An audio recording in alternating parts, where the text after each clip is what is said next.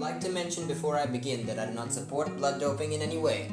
It is in fact illegal in most competitions, and I advise against it. The science of blood doping has to do with red blood cells. Most people already know what red blood cells do.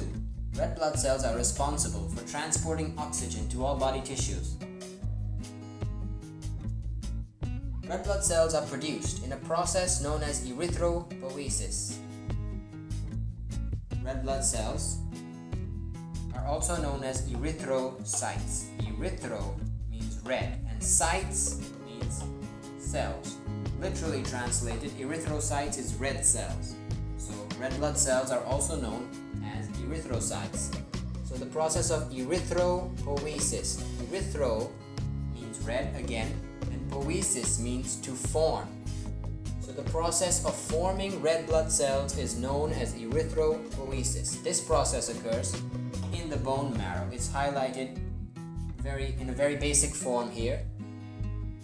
I have skipped a few steps in between just for simplicity.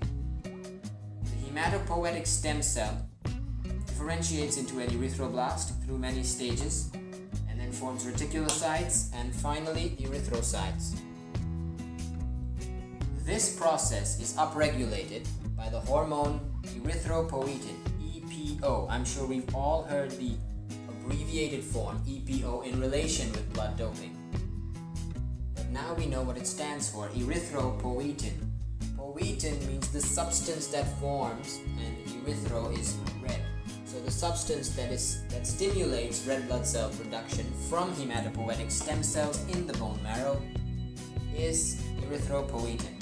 Erythropoietin is secreted from the kidneys naturally in response to hypoxia, which is low oxygen concentration.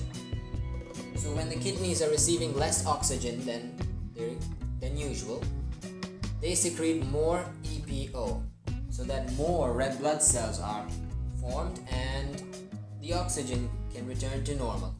This is a negative feedback loop. So, what happens in blood doping?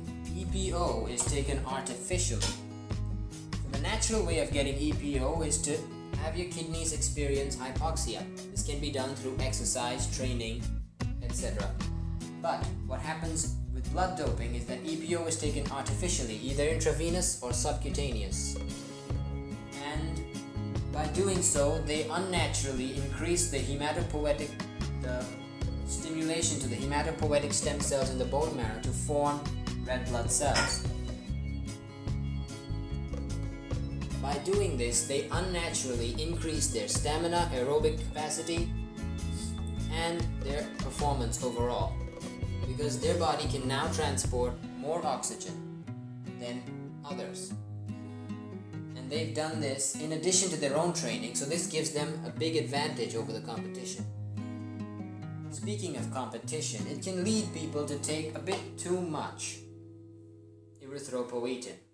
And if you overdose on erythropoietin, it can lead to myocardial infarction or stroke, because increasing erythropoietin too much makes too many red blood cells. That in turn makes the blood too viscous and increases the likelihood of forming clots.